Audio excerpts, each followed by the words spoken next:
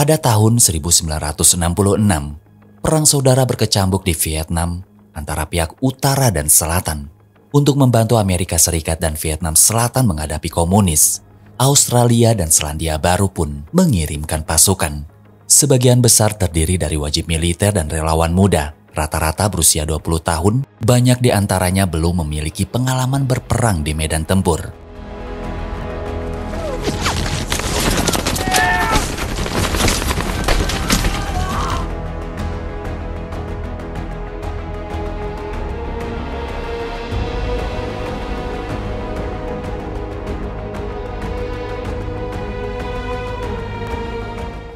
Saat pasukan Angkatan Darat Australia tiba di Nui Dat, Vietnam Selatan, mereka sempat mengira lokasinya aman. Namun, menjelang pukul 2:30 subuh, pangkalan justru dihujani mortir oleh pasukan Viet Cong.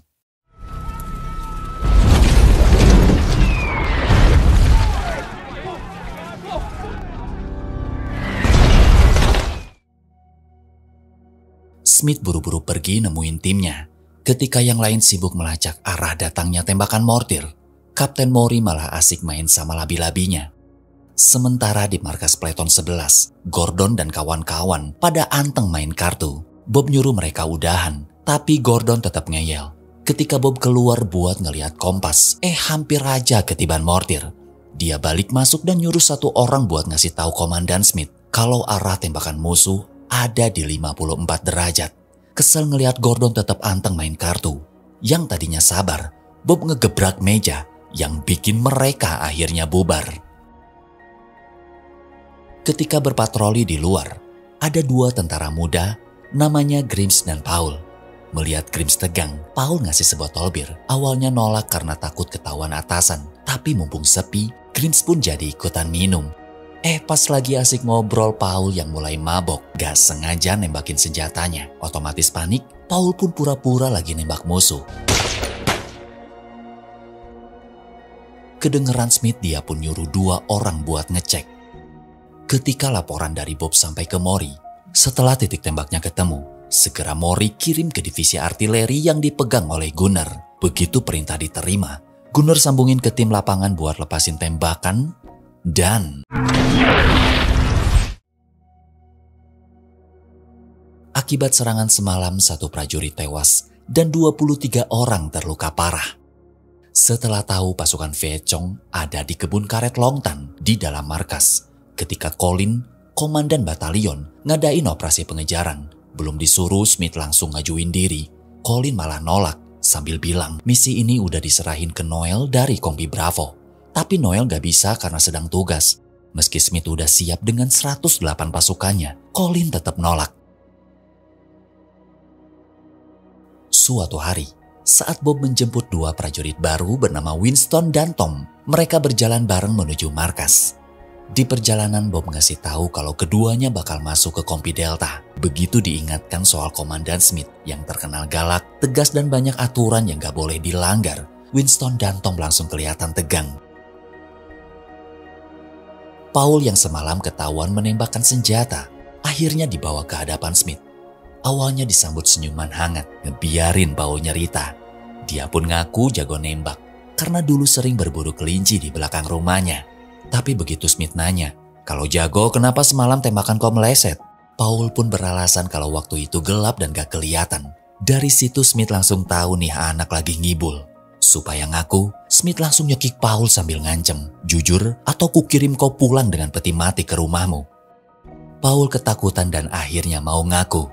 Sebelum keluar, Smith ngasih nasihat, prajurit perang yang dipegang itu kepercayaannya. Gimana rekan kau percaya kalau kelakuan lu aja kayak gini? Udah kena mental, Paul pun disuruh pergi. Sebagai teman dekat, Jack ngasih saran supaya Smith jangan terlalu keras. Bukannya direspon, Smith malah asik makan dan nyuekin Jack. Di luar ketika Buddy dan Paddy lagi ngomongin soal penyerangan kemarin, mereka sempat khawatir musuh lagi mancing perang supaya bisa nyerang pangkalan militer. Tak lama kemudian Smith mendengar lewat pengeras suara kalau Kompi Bravo menemukan tanda adanya musuh di kebun karet Long Tan. Begitu dengar mereka butuh bantuan, Smith langsung nemuin Brigadir David. Di sana dia protes. karena ngerasa punya potensi besar. Smith yang seharusnya dapat misi penting malah disuruh ngurus sekumpulan anak-anak wajib militer. David yang udah tahu Smith dan Colin sering bersih tegang cuman ngingetin, lebih baik nurut dan jalanin apa yang diperintah komandanmu. Siang itu pangkalan militer kedatangan artis cantik namanya Little Patty. Dia bakal konser di sana. Pas nyampe dengan begitu ramah, Patty ngelayanin prajurit yang pada minta tanda tangan. Si Paul main nyelonong, ngaku ke petugas dia udah diperintah buat ngawal artis. Di belakang Grimes yang malu-malu, malah diumpanin si Paul yang langsung ngomong ke Patty. Katanya temanku butuh motivasi, pengen dicium sama artis. Dikira bakalan nolak. Pipi Grimes beneran dong dicium Patty. Begitu orang yang tadi tahu udah dikibulin, mereka pun buru-buru kabur. Di dalam markas, ketika Smith ngasih tahu anak buahnya, jam 11 nanti mereka bakalan pergi ke Longtan yang keberatan tunjuk tangan. Begitu pada angkat tangan, Smith malah melengos pergi. Bikin Gordon dan teman-teman lain pada kesel. Soalnya jadi gagal nonton konser.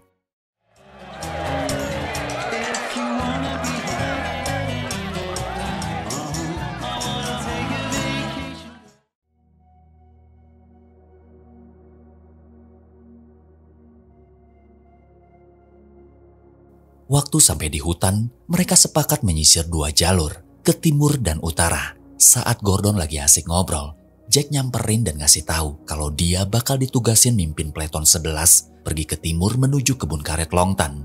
Pas mau berangkat, Smith nyegat dia dan langsung ngebuang kacamatanya sambil bilang, jangan cuman banyak gaya, buktiin kemampuanmu memimpin.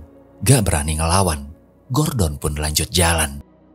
Bob yang satu tim sama Gordon bilang ke Smith, tenang bakal kuawasi dia. Habis itu giliran Paul yang kena semprot. Smith nyuruh Grimes jagain si biang kerok satu ini.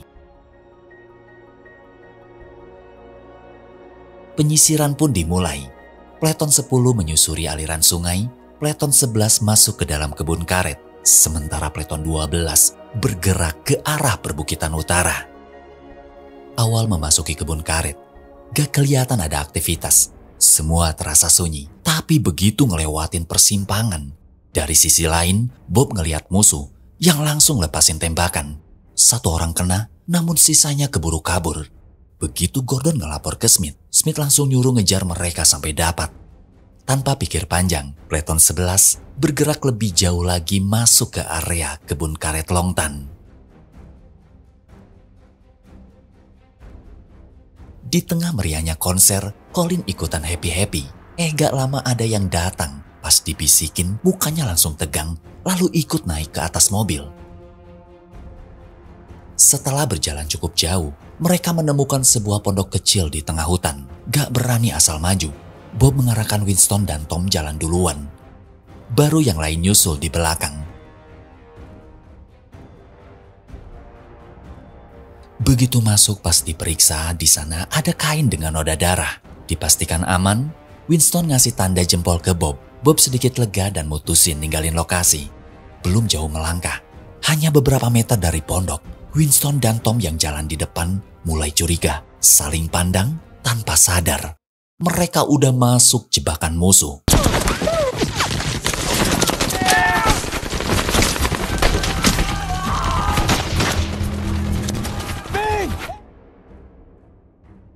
Di tengah serangan, Gordon panik sambil ngelapor kalau mereka lagi dihujanin tembakan dari 3 senjata mesin. Peleton 10 yang dipimpin Geo disuruh cepat bergerak ke titik baku tembak. Sementara itu Paul dan Grimes yang ada di Peleton 12 disuruh ngamanin jalur menuju markas pusat. Melihat situasi makin genting saat musuh terus bergerak maju. Sebelum terlambat, Gordon minta bantuan artileri ke Mori. Dan Mori terusin ke divisi tembak. Begitu nerima titik lokasi, tim artileri langsung siap meluncurkan meriam.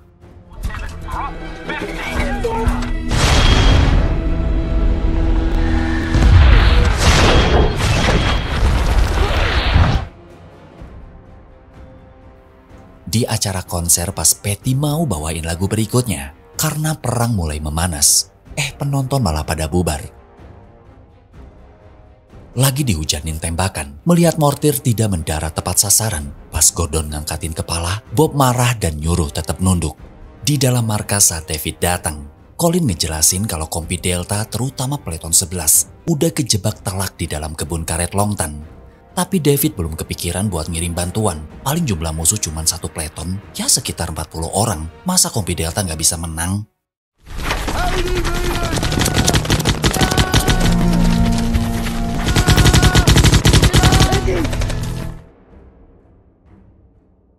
Gempuran artileri barusan gak bikin Vietcong mundur. Ternyata jumlah mereka lebih banyak dari perkiraan. Saat Gordon ngelaporin hal itu, Smith nyuruh tetap di posisi, jangan bergerak sedikit pun. Tunggu bantuan dari Peleton 10. Pas menghubungi Geo bilang mereka ada di sekitar 100 meter dari lokasi Peleton 11. Gak lama kemudian, begitu ngeliat bayangan musuh, Geo dan timnya langsung mutusin buat nyerang. Di tengah pertempuran, saat mau menghubungi Smith, gara-gara kena tembak radionya jadi rusak. Tanpa alat komunikasi, mereka gak bakalan bisa gerak. Geo nyuruh semuanya bertahan, lalu minta ke Buddy buat ngamanin korban luka. Waktu lagi jalan, melihat Mori jatuh bukannya bantu, Smith malah bilang, "Jangan main-main Mori." Mori langsung jawab, "Buat ngitung arah serangan artileri, gak bisa kalau sambil jalan." Denger itu, Smith langsung diem dan mutusin istirahat di sana. Barulah Mori dapat hitungan akurat yang segera ia kirim ke divisi artileri.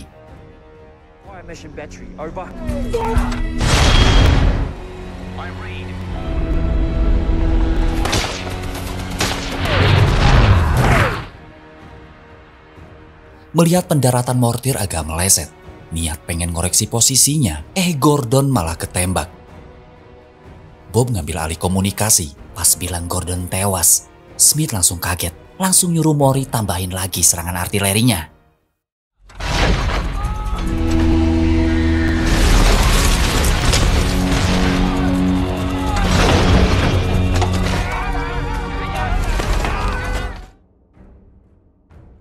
Hingga akhirnya pasukan Vietcong berhasil dipukul mundur. Karena situasi pertempuran makin panas, usai konser Patty dan timnya langsung dievakuasi. Begitu terbang, Patty kaget dari arah Longtan, ngeliat kepulan asap tebal. Di titik kumpul, ketika Peleton 12 datang, dari arah lain ada pergerakan. Ternyata itu Brian dari Peleton 10 yang pundaknya kena tembak. Pas denger Peleton 10 terjebak dan radionya rusak, Smith langsung cemas.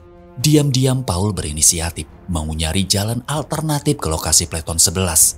Sempat dicegah Grims, tetap aja dia pergi. Di dalam markas, ketika Colin memanggil Adrian seorang tanker buat nanyain berapa unit EPC atau kendaraan lapis baja yang siap jalan, Adrian jawab ada 12 unit. Ketika serangan berhenti, pas mau evakuasi korban, di dalam pondok satu orang sniper menyelinap dan langsung ngelepasin tembakan. Bob yang kaget teriak ke Eggy, "Berendel sniper itu!" Setelah diberendel peluru, namun kedengeran suara derap langkah pasukan Vietcong. Terkepung telak, Bob ngasih tahu Smith, musuh datang dari 3 sisi yang berbeda dalam jumlah banyak. Di dalam markas pusat mendengar Smith minta bantuan EPC dan dukungan serangan udara dari pasukan Amerika. Kapten operator bantuan sekutu langsung minta disambungin ke pihak Amerika. Di tengah jalan, Paul yang lagi sembunyi pas pasukan Vietcong lewat. Dia berhasil lolos. Pas keluar bentrok sama 2 perempuan Vietnam dan 1 prajurit terluka. Punya kesempatan nembak tapi Paul milih ngelepasin mereka.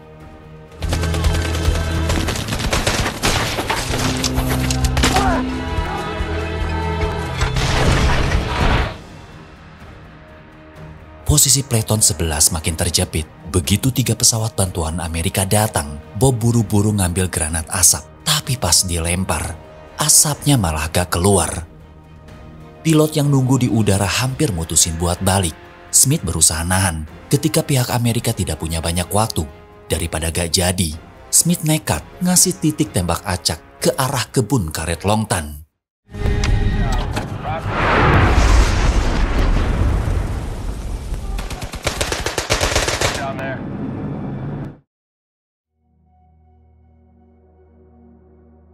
Namun gak lama, mereka datang lagi. Yang kali ini jaraknya cuma beberapa meter. Peleton 11 memilih pasrah. Begitu bom ngasih tahu Mori, kita gak bakalan bisa selamat. Jatuhin aja serangan artileri ke lokasiku. Pernyataannya bikin kaget. Smith mastiin lagi ucapan Bob. Bob tetap maksa, rela jadi titik target asal tembakannya kena musuh. Keputusan itu bikin Smith dilema. Sampai akhirnya dia bilang ke Mori, kirimin aja koordinatnya, biar aku yang tanggung jawab. Serangan pun akhirnya dilepaskan.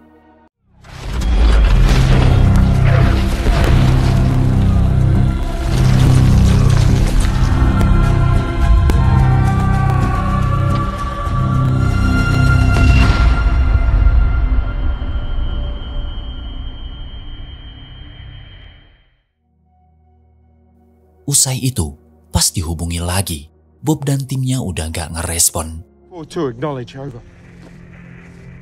4-2. Acknowledge. Bob.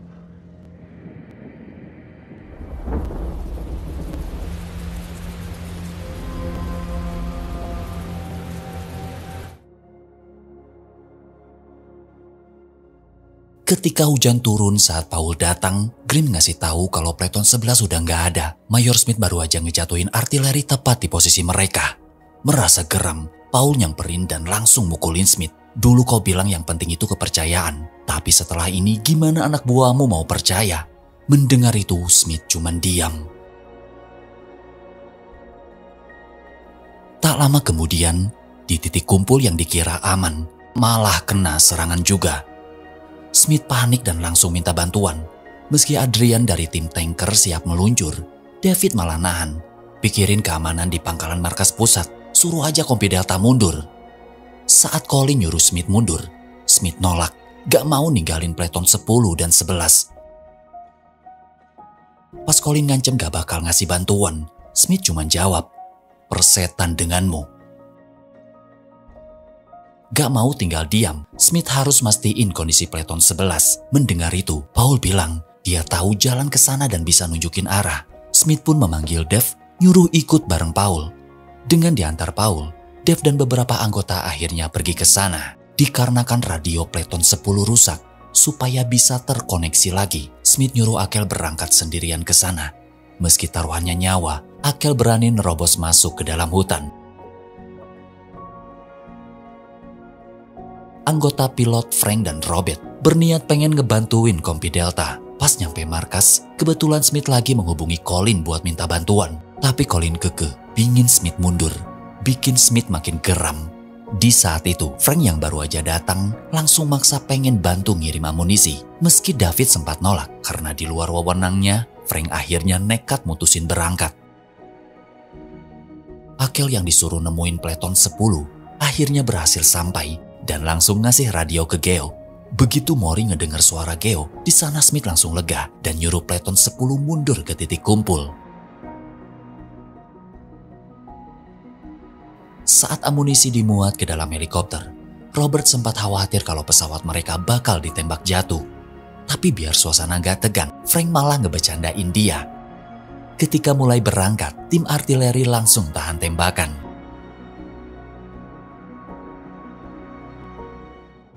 Saat jarak tinggal sekitar 200 meter lagi, Paul dan timnya tiba-tiba ketahuan musuh.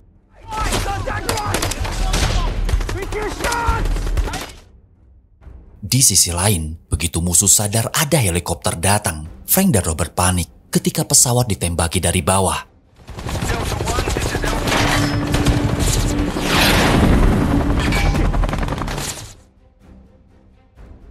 Sesampainya di zona bantuan, Smith ngelapor ke Frank dia bakal ngelepas granat asap.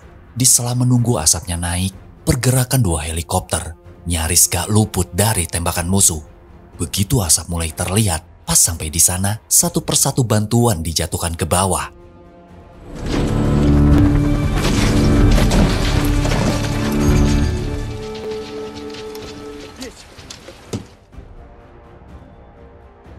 Frank dan Robert merasa lega. Misi mereka sukses.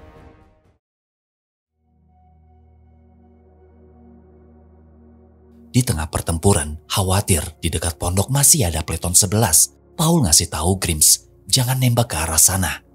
Berharap ada tanda atau respon dari Pleton 11, Paul ngelempar granat asap ke arah pondok. Setelah beberapa menit menunggu, muncullah firasat buruk. Kayaknya mereka udah gak mungkin selamat. Tapi begitu asap makin tebal, dari balik kabut, perlahan muncul sekelompok tentara. Takut itu musuh, Deb nyuruh mereka lambaikan topinya sebagai isyarat. Pas tahu itu Bob dan kawan-kawan, waktu pada nyamperin dan kumpul di sana, satu orang malah kena tembak. Situasi jadi kacau, semua panik dan terpaksa bertahan di sana. Deb langsung menghubungi Smith yang begitu dengar kabar Bob dan kawan-kawan selamat. Dia pun langsung lega dan nyuruh mereka semua balik ke titik kumpul. Di markas pusat, begitu Smith ngabarin kalau timnya selamat, dia langsung minta bantuan EPC secepatnya. Pas Colin mohon izin ke David, si David malah bilang Kompi Delta udah selesai, mending fokus pertahankan pangkalan militer. Hilang kesabaran, Colin berani ngebantah dan terus maksa. Akhirnya David pun setuju. Tapi begitu Colin pengen pergi ikut tempur, David justru nyuruh dia tetap tinggal di markas. Colin cuman bisa nurut.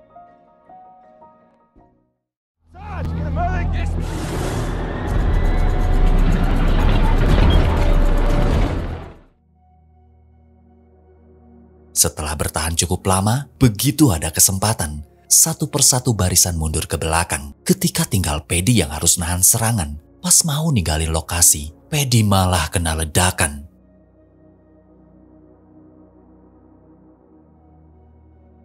Ketika semuanya berhasil ke titik kumpul, Smith bersyukur Bob selamat. Bob pun ngucapin terima kasih. Berkat Smith, kita semua lolos. Sedangkan nasib Paddy apes banget. Pas mau balik, ngelihat ada musuh, dia langsung pura-pura mati.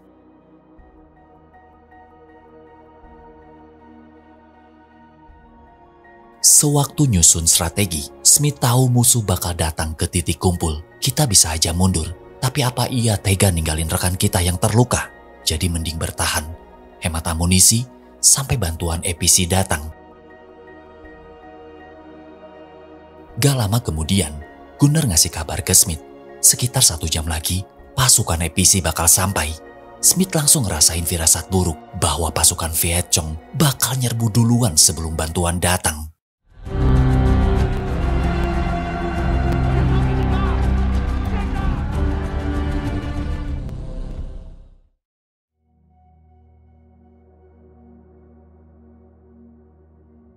Di dalam markas pusat bukannya fokus mikirin Smith dan timnya, David malah sibuk pengen ngamanin pangkalan. Sampai-sampai semua unit dikerahkan buat jaga markas.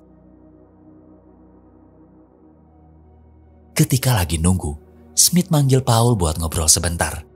Di situ Paul cerita tentang tunangannya, Ellen. Katanya dia pengen banget cepet pulang buat nikahin Ellen. Smith gak ngomentar, cuman ngusap kepala Paul dan nyuruh dia balik ke posisinya lagi. Waktu berjaga, begitu Paddy ngelihat sosok di kejauhan, dia refleks langsung nembak. Tapi ternyata itu si Buddy yang berhasil selamat. Paddy kaget dan buru-buru nyamperin. Saat mau nolong, Buddy nahan tangannya dan bilang kalau di belakang ada tentara Viet Cong yang nyamar pakai seragam kita. Awalnya Paddy gak percaya, tapi pas dicek, bener aja, Paddy jadi ketembak. Dia pun panik minta tolong Jack buat ngegotong Buddy. Pas nyampe, si Paddy kesungkur nindihin Buddy. Seketika kaget, Jack jadi ketembak. Di dalam markas, melihat David sibuk baca laporan, Colin minta izin keluar buat ngecek keadaan. Di luar, dia diam-diam menghubungi Adrian, minta dijemput. Akhirnya Adrian nyuruh 1 unit buat balik dan ngejemput si Colin.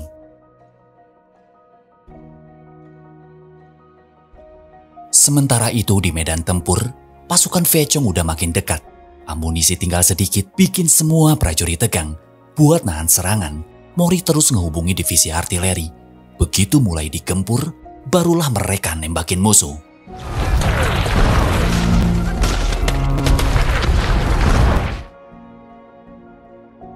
Melihat ada yang lagi ngedorong senjata mesin, Jack nekat ninggalin posisi dan minta Paul lindungin dia. Dan setelah dibabat habis, Jack langsung ngelempar granat ke arah senjata mesin mereka. Udah makin kepepet, Smith nanya ke Mori soal pasukan EPC. Kenapa mereka belum datang? Mori pun gak tahu karena fokus ke divisi artileri. Begitu Adrian udah masuk hutan dan siap-siap nyerang, si Colin yang ketinggalan di belakang malah nyuruh buat nahan serangan dulu sampai dia datang. Dikarenakan kesal, Adrian tetap nerobos masuk, tapi ninggalin satu unit di belakang buat nungguin juragan Colin. Saking makin dekatnya posisi musuh, buat nentuin titik tembak, Smith dan Morris sempat dilema setelah sepakat di angka 50. Begitu Gunner nerima pesan itu, dia pun kaget. Dikarenakan Mori maksa, ia pun terpaksa nurut. Begitu meluncur, si Mori malah panik sendiri. Jaraknya mepet banget. Nyuruh Gunner langsung tahan tembakan. Tiba-tiba pangkalan tersambar petir sampai Gunner terpental.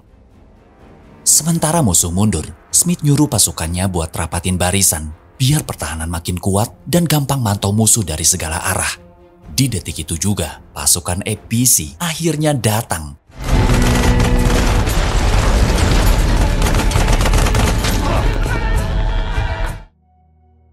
Seketika zona perang ngedadak hening. Di sela itu, Smith ngedeketin Paul. Sempet-sempetnya nanyain kapan dia nikah.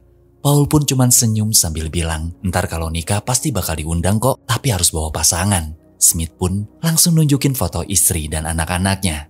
Lagi asing ngerumpi, musuh udah datang lagi. Buat ngasih semangat, Smith sempat bilang, kalian kompi Delta, tetap kuat, saling lindungi satu sama lain. Bukannya semangat, Grims malah histeris ketakutan, bikin Paul ikutan panik. Gara-gara insiden tadi, Gunner sempat gak fokus sama panggilan Mori.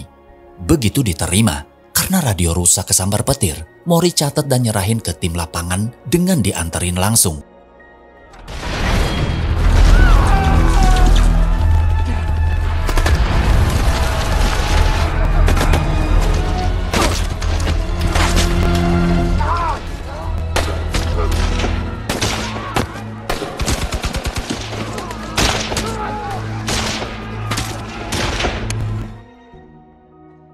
Tiba-tiba, dari depan, satu orang musuh berlari dan langsung menyerang Smith. Melihat itu Paul panik, sontak dia beranjak dari posisinya dan...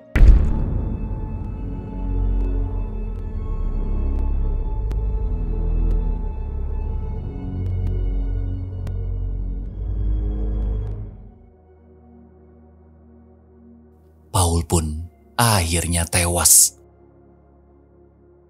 Serangan APC udah, gempuran mortir juga udah, tapi pasukan Viechong belum juga kapok. Melihat musuh makin brutal menyerang, sambil nodongin pistol, Smith cuman bisa pasrah. Begitu halnya yang lain, amunisi habis, pakai senjata seadanya, dan tinggal menunggu waktu.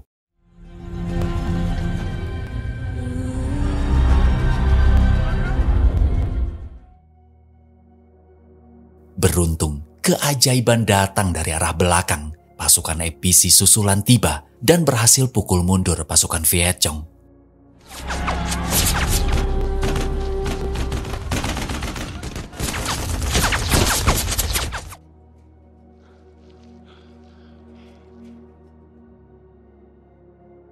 Para prajurit yang selamat gemetar hebat. Gak nyangka kalau mereka beneran bisa lolos dari kepungan itu. Setelah Smith ngabarin ke markas kalau medan perang udah aman, David langsung lemes. Dia sempat nyangka kompi Delta gak bakalan selamat, tapi nyatanya mereka berhasil ngebuktiin kalau sanggup bertahan sampai titik darah penghabisan. Saat lagi ngebantuin korban, Colin datang nyamperin Smith sambil bilang, kita udah kerja dengan baik. Tapi bukannya ngerespon, Smith cuman ngelirik sekilas dengan ekspresi jijik, lalu pergi. Kemudian ketika semuanya ngumpul di pangkalan, saat Bob manggil satu persatu daftar nama prajurit, setiap kali ada yang gak nyaut, pertanda udah gugur, dan itu bikin semua orang jadi sedih. Pas balik lagi ke hutan buat mengevakuasi rekan-rekan yang gugur, siapa tahu masih ada yang selamat. Dan benar aja, setelah ditelusuri, ditemukan prajurit yang masih hidup. Saat Geo melihat jasad Gordon, sahabat dekatnya, dia langsung terpukul banget. Dari awal Gordon emang tengil, tapi bagi prajurit lain, dia sosok yang pandai menghibur dan humoris. Ketika jasad Paul dibawa ke atas helikopter, Grim dan Smith ngerasa sedih. Bagi Grims, Paul adalah sahabat yang jago banget ngasih semangat. Smith yang sempat nyakitin perasaan Paul jadi nyesel dan ngerasa bersalah. Justru berkat Paul, dia jadi banyak belajar. Ketika Jack nyuruh Smith balik ke pangkalan, biar anak buahnya aja yang ngurus, Smith nolak dan pengen tetap di sana. Pertempuran Long Tan bukan cuman perang biasa, tapi jadi salah satu momen paling bersejarah buat militer Australia dan Selandia Baru di era Perang Vietnam. Bayangin aja, cuman 108 prajurit Kompi Delta di tengah hujan lebat dan medan terbuka harus melawan lebih dari 2.000 pasukan Viet Cong. Selama 3 jam mereka bertahan, amunisi makin menipis, tapi semangat tak pernah padam. Hasilnya, 18 prajurit Australia gugur, tapi ratusan musuh tumbang. Kisah ini jadi bukti kalau keberanian sejati bukan soal jumlah pasukan, tapi soal tekad, kepercayaan, dan rasa saling jagain satu sama lain. Terima kasih telah menonton, sampai jumpa di cerita selanjutnya. Wassalam.